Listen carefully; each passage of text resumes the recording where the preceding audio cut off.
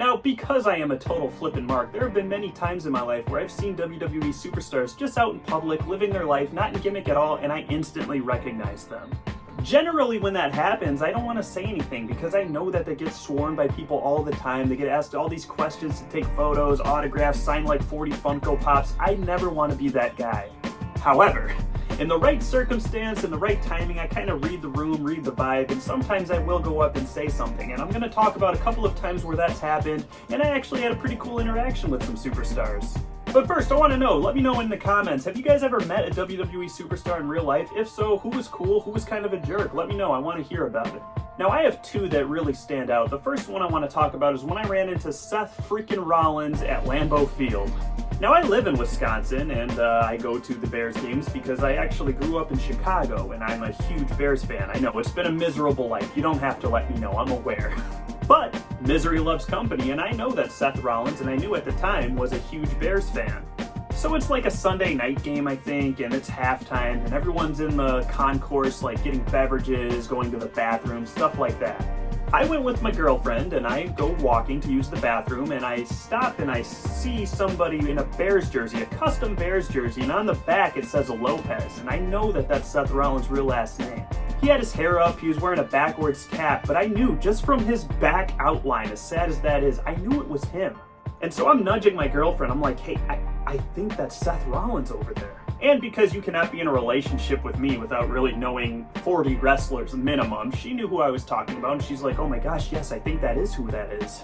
And now, I touched on it at the beginning of this video, I'm the kind of guy that I don't like really going up to these people in public, especially in a setting like that. I did not want to draw a bunch of attention to Seth Rollins because he was just living his life waiting to get like a beer or something.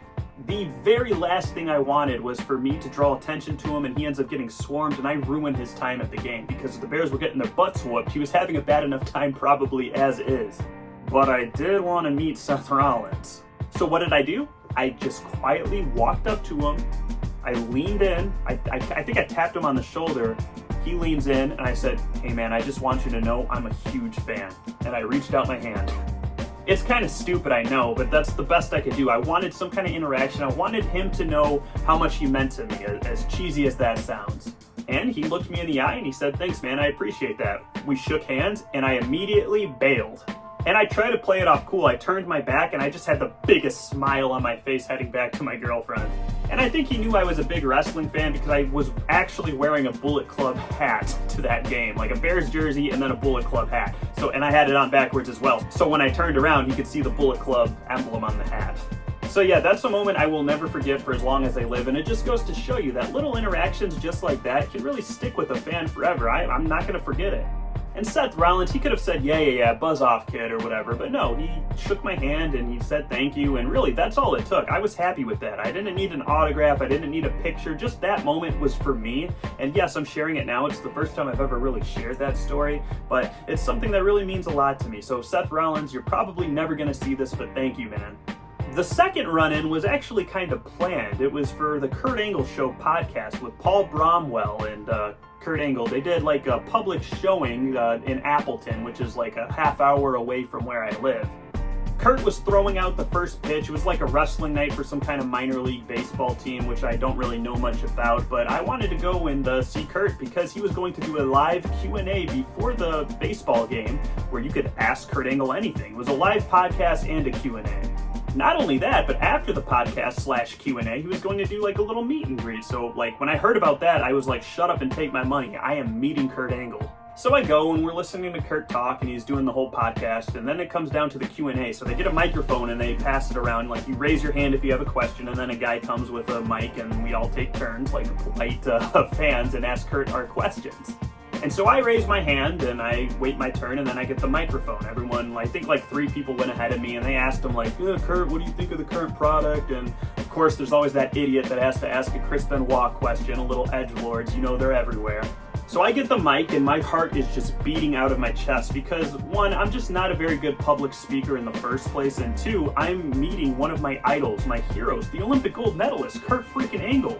So what did I ask him? I asked him about like one of my favorite segments of all time. It was John Cena and Roman Reigns. It's when John Cena was like, he made a return and he was cutting down Roman Reigns. Like he said, I'm still here because you can't do your job. It's the promo where John Cena says that Roman Reigns is going to have to learn how to cut a promo when Roman kind of stutters and slips on his words.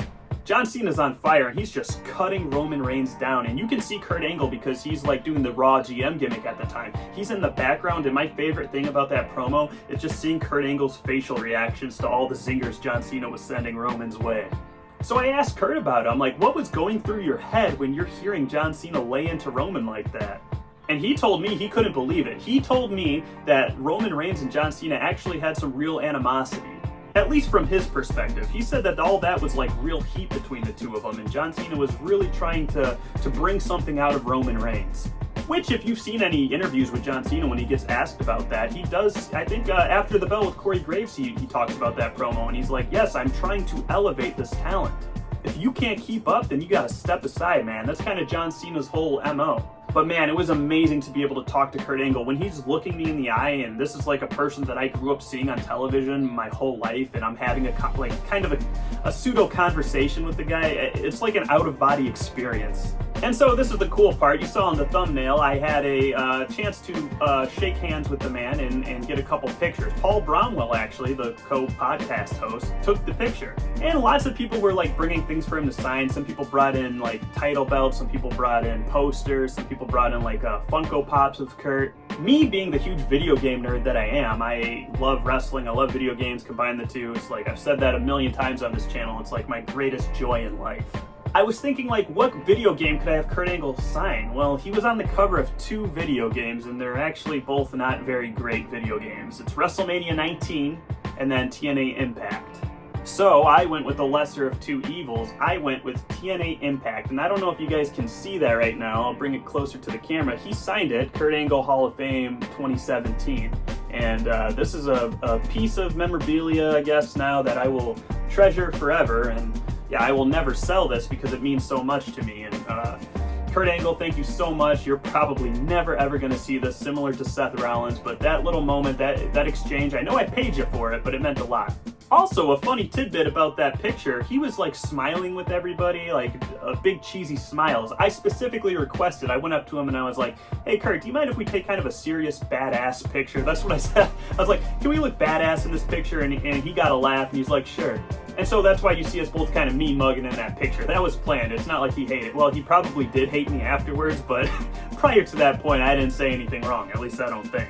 So yeah, guys, that was the purpose of this video. I just wanted to share my stories of meeting wrestlers that'll stay with me forever, but I'm dying to know some of your stories. I want to know some of the wrestlers you met, some of the cool wrestlers you met, and some of the jerk wrestlers you met, because honestly, we catch wrestlers at a bad time sometimes. Maybe at an airport, maybe when they're coming back from a show, they're tired, they're beat up, they just don't want to have it. That happens. I want to know about those moments too. But anyways, guys, with that said, for your Main Event Minute, this is Joe signing off. I'll give you a little toast, and until next time.